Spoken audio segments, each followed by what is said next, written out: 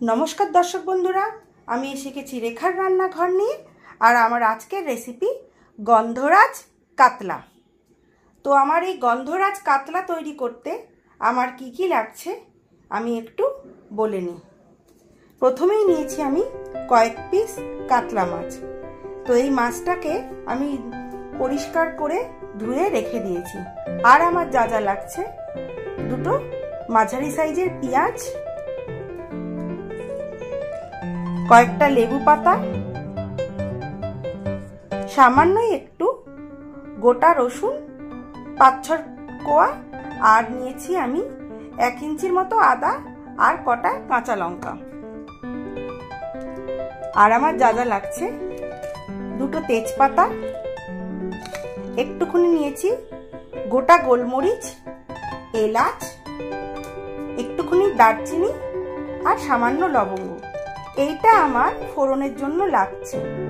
আর লাগছে ছোট্ট বাটির 1 বাটি টক দই, নুন আর চিনি নেব স্বাদ মতো। নিয়েছি গোলমরিচের গুঁড়ো, লাগছে আমার নারকেলের দুধ। এটা আমি ডাস্ট নিয়েছি, আপনারা চাইলে নারকেলের দুধ বের করে নিতে পারেন। এখন রেডিমেড নারকেলের দুধের পাউডার পাওয়া যায়, আমি সেইটা দিয়ে রান্নাটা করব। রান্নার জন্য নিয়ে নিয়েছি সরষের তেল, এতে সামান্য একটু সাদা তেল মিশিয়ে নিয়েছি।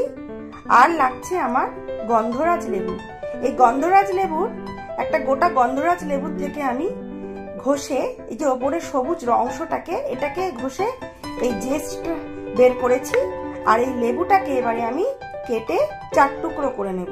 নিয়ে আমি এই মাছের সঙ্গে লেবুটাকে মাখিয়ে নেব সামান্য নুন আর গোলমরিচ দিয়ে। আর এই যে রইল পেঁয়াজটা, এই পেঁয়াজ আমি এই যে পেঁয়াজটা রইল এই পেঁয়াজটাকে এবার আমি আদা পেঁয়াজ রসুনের একটা পেস্ট করে নেব। এবারে আমি একটা মিক্সি জারে নিয়ে নিচ্ছি আদা রসুন কাঁচা লঙ্কা আর পেঁয়াজটা। এটাকে আমি মিক্সিতে একটা ফাইন পেস্ট তৈরি করে রাখব।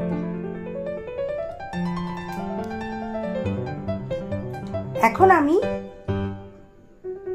আমার যে মাছটা আছে আমি পরিষ্কার করে রেখেছিলাম তাতে আমি দিয়ে নিচ্ছি সামান্য নুন। নুন দিয়ে নিলাম। এবারে আমি দিয়ে নেব সামান্য গোলমরিচের গুঁড়ো।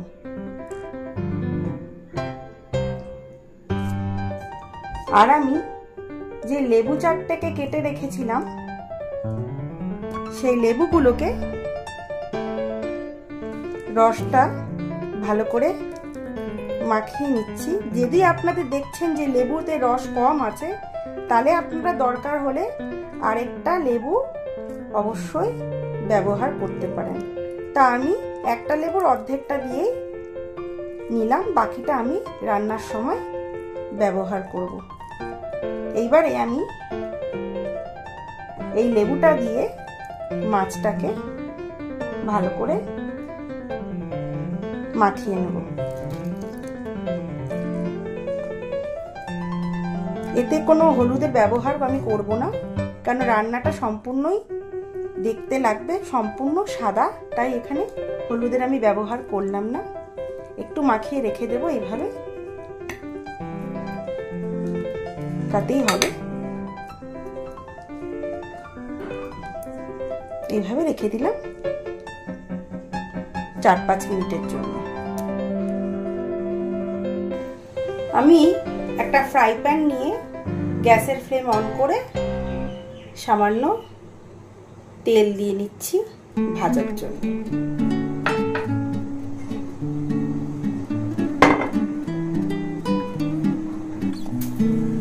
তেল আমার গরম হয়ে গেছে, আঁচটাকে একদম নিভু করে আমি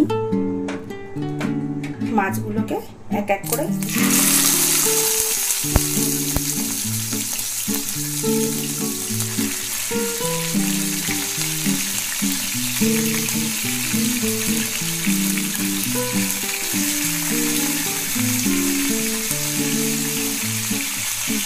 হালকা একটা ঢাকা দিয়ে নেব আর এপিট ওপিট করে হালকা করে মাছগুলোকে আমি ভেজে রাখি। তার আগে আমি একটা ঢাকা দিয়ে রাখলাম মাছগুলো ভাজার জন্য।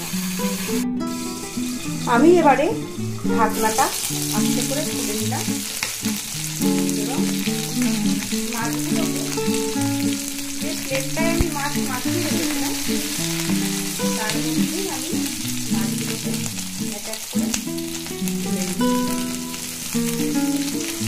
এই মাছটা বেশি ভাজলে এর একটা সুন্দর যে টেস্ট আছে সেটা বেরিয়ে যাবে, তাই হালকা ভাজলেই মাছটা অপূর্ব একটা স্বাদ আছে। এখানে আমি মাছগুলোকে এক এক করে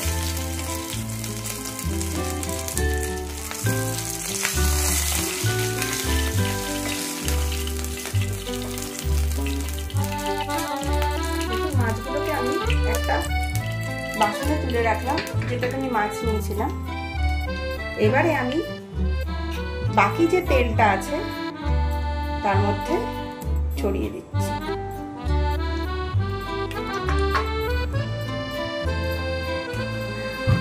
তেলটার মধ্যে একটু ওয়েট করছে, আঁচটাকেও আমি কমিয়ে নিচ্ছি।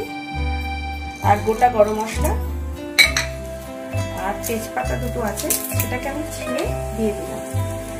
এবারে আমি এর মধ্যে পেঁয়াজ বাটা আগে বললাম যেটা ফাটতে থাকে তাই একটু ফাটছে। আমার পেস্টটা আছে, পেস্টটা দিয়ে এবার আমি হালকা করে নাড়াচাড়া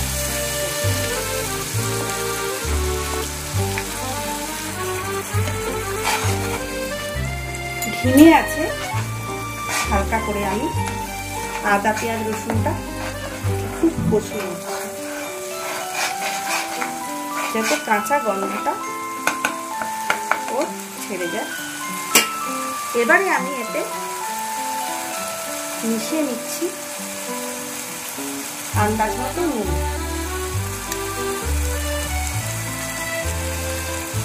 নুনটা আপনারা আপনাদের স্বাদ অনুযায়ী আন্দাজ মতোই দেবেন।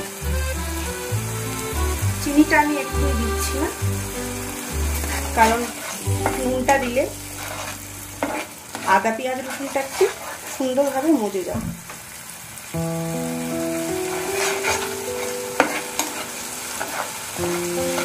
এইভাবে আমি সামান্য 3-4 মিনিট এটাকে ভাজতে থাকবো।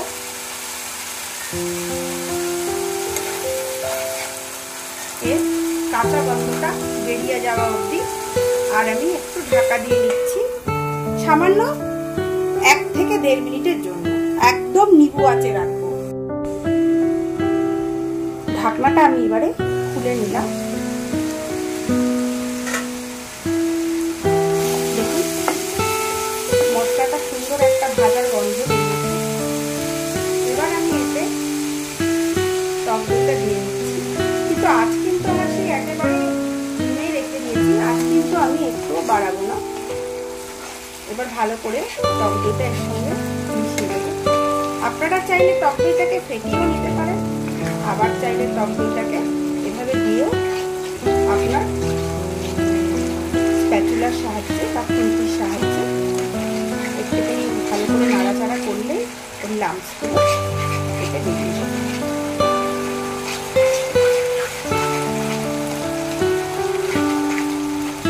আমি এভাবে নাড়তে থাকছি। এবারে আমি দিয়ে নিচ্ছি স্বাদ মতো চিনি।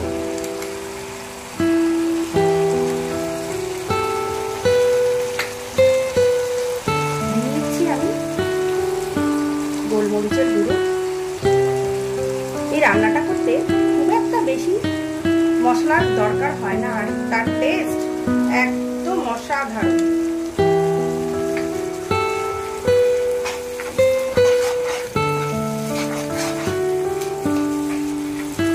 একটু নাড়াচাড়া করে নেব।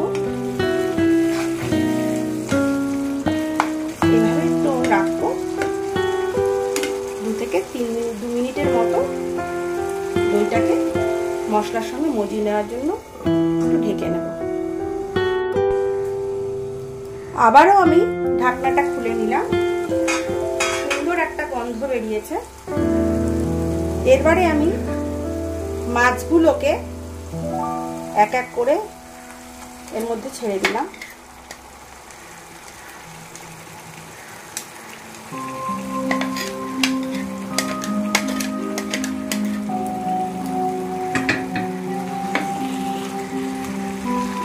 এবার মাছগুলোকে মশলার মধ্যে দিয়ে একটুখানি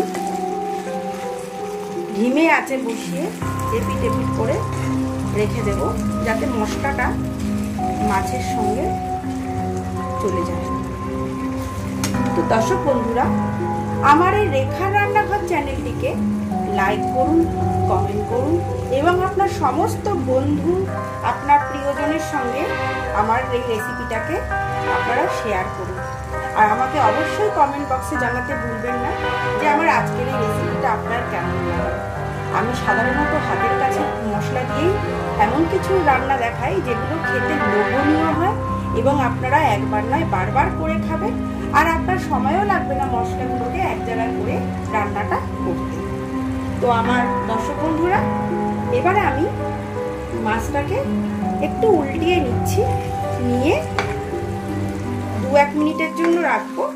তার জন্য এভাবে রাখলাম মাছটাকে এপিট ওপিট করে, যাতে মাছের গায়েতে মশলাগুলো অ্যাবজর্ব করে নেয়, তবে মাছটা খেতে খুব টেস্ট হবে। একবার এভাবে বানিয়ে দেখুন। যারা ধরুন মাংস খান না, নিরামিষ বলতে ভুল হলো, যারা ধরুন মাংস খান না, যারা মাছ খান, তারা এই রান্নাটা পোলাওয়ের সঙ্গে অসাধারণ খেতে লাগবে। সাদা ভাত পোলাও দুটোর সঙ্গে জাস্ট গরমেও খেতে ভালো লাগবে এবং একটা লোভনীয় পদ আপনাদের সত্যি খুব ভালো লাগবে। আপনারা এভাবে করবেন। এবার আমি মাছটাকে এপার থেকে ওপিটে উল্টিয়ে নিচ্ছি, নিয়ে আবার 2 মিনিটের জন্য ঢাকা দিয়ে রাখবো। তার আগে আমি আরেকটা জিনিস বলে নিই। আমি একটা বাটিতে জল নিলাম, নিয়ে আমি যে নারকোলের পাউডারের দুধটা আছে সেটাকে আমি এর মধ্যে দিয়ে একটা পাতলা ঘোল বানিয়ে রাখছি। একটু ভালো করে গুলে নেব এই নারকোলের দুধটা। এটাই আমার রান্নার পরবর্তী যাবে। এইভাবে রইল। আমি 2 মিনিটের জন্য একদম সিমে আছে ঢাকা দিয়ে রাখবো। আমার 2 মিনিট হয়ে গেছে। আমি ঢাকাটা উল্টে নিয়েছি। এবারে আমি এতে দিয়ে দিচ্ছি আমার যে লেবুর যে জেস্টটা ছিল, আমি আগেই বের করে রেখেছি, সেইটা এর মধ্যে দিয়ে দিচ্ছি। জেস্টটা ছড়িয়ে দিচ্ছি। সঙ্গে আমি দিয়ে নিচ্ছি এই যে লেবু পাতা গোটা গোটা রেখেছি, এগুলোকে এবার আমি এখানে দিয়ে নিচ্ছি। আর আমি দিয়ে নিচ্ছি বাকি যে অর্ধেক লেবুটা আছে, সেই লেবুর রসটা আপনি আগেও বের করে রাখতে পারেন। আমি সেটা করিনি, আপনারা চাইলে এটা আগে বের করতে পারেন। সময়ের অভাবে করতে পারিনি, তার জন্য ক্ষমা করবেন। কিন্তু আপনারা এটা অবশ্যই আগে থেকে লেবুর রসটা বের করে রাখলে যে দানাগুলো আছে সেগুলো মুখে পড়বে না। আমি দিয়ে নিলাম লেবুর রসটা।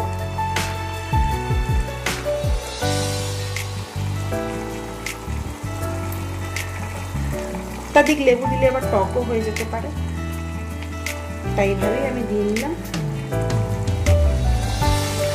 এবার আমি অ্যাড করছি আমার নারকোলের যে দুধটা আছে, ওপর থেকে আমি এটা অ্যাড করছি এবং আরো একটু জল আমি এটা অ্যাড করে নেবো মাছটা সেদ্ধ হওয়ার জন্য।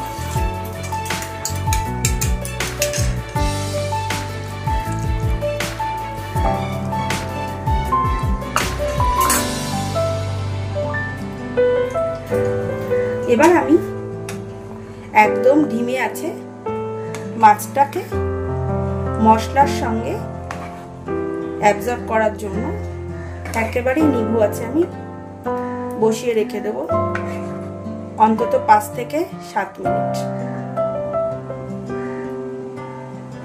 এভাবেই মাছটা উল্টে পাল্টে নেব যাতে মশলাটা পুরো মাছের মধ্যে ঢুকে যায়। এবার আমি আমার ঢাকা দিয়ে রেখে দিচ্ছি। 10 মিনিট 5 থেকে 7 মিনিট হয়ে গেলেই মাছটা রান্না হয়ে যাবে, কিন্তু আঁচটা কিন্তু আমার ধিমেই থাকবে। দর্শক বন্ধুরা, আমার গন্ধরাজ কাতলা পরিবেশনের জন্য তৈরি। দেখুন অপূর্ব একটা স্বাদ হয়েছে। আপনারা রান্না করার পর বুঝতে পারবেন এটা খেতে ঠিক কতটা সুস্বাদু।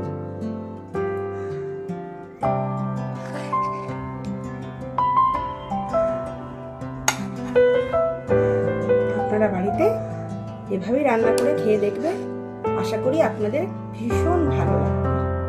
আর গরম ভাতে জাস্ট ফাটাফাটি জমে যাবে।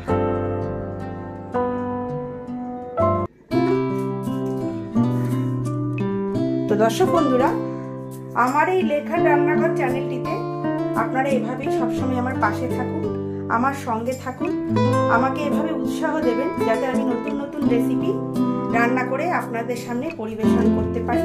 আপনাদের আশা করি আমার রেসিপিগুলো খুব ভালো লাগবে। তো এভাবে আমার সঙ্গে থাকুন, সবাই খুব ভালো থাকুন, সুস্থ থাকুন। এইভাবেই রেখার রান্নাঘর চ্যানেলটির সঙ্গে থেকে তাকে সাবস্ক্রাইব করে তার সঙ্গে থেকে কমেন্ট করে আপনারা রান্নাগুলি আপনার বন্ধু বান্ধব নিজের পরিজনের সঙ্গে শেয়ার করে আমাকে এভাবে অসংখ্য ভালোবাসা দিয়ে বলবেন। তো আজকের জন্য আপনাদেরকে রইল আমার অসংখ্য ভালোবাসা। সবাই খুব ভালো থাকবেন, সুস্থ থাকবেন। অসংখ্য ধন্যবাদ জানাই রেখার রান্নাঘরের তরফ থেকে। ধন্যবাদ, থ্যাংক ইউ, নমস্কার।